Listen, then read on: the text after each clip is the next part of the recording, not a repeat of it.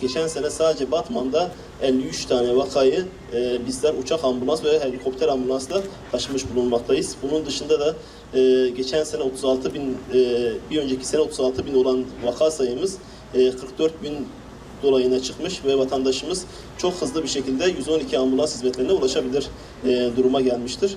Bugün sağlık filomuza Sağlık Bakanlığımızın tahsis ettiği 7 ambulansımızı daha katılmak üzere toplanmış bulunuyoruz.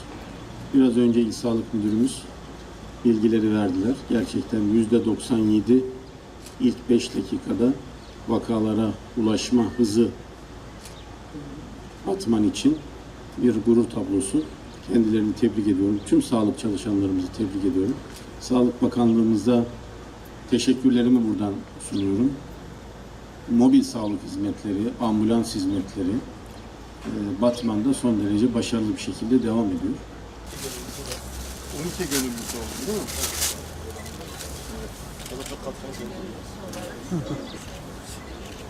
Evet.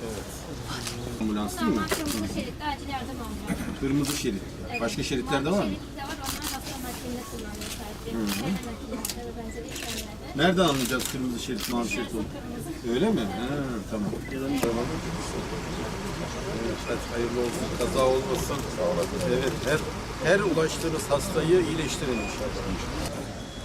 4x4 hangisi? Sizinki normal mi? Kırmızı şerit şu mu oluyor? Hadi gel çalıyor.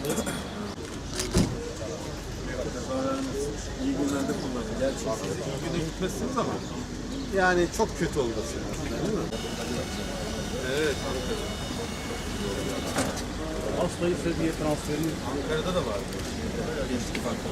hastayı transferini sağlıyoruz. Yönetmenleri hastayı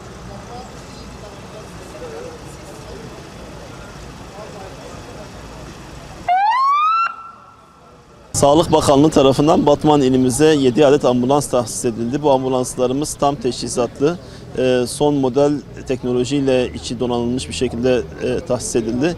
Daha önceden 34 olan ambulans sayımız 41'e çıkmış oldu. Bu ambulanslarımızla Batman halkına daha hızlı, daha güvenilir ve etkili hizmet vermeyi amaçlamaktayız.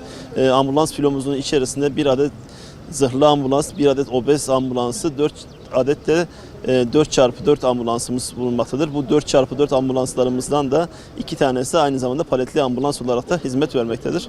7 ambulansımızın toplam maliyeti 2,5 milyon dolayındadır.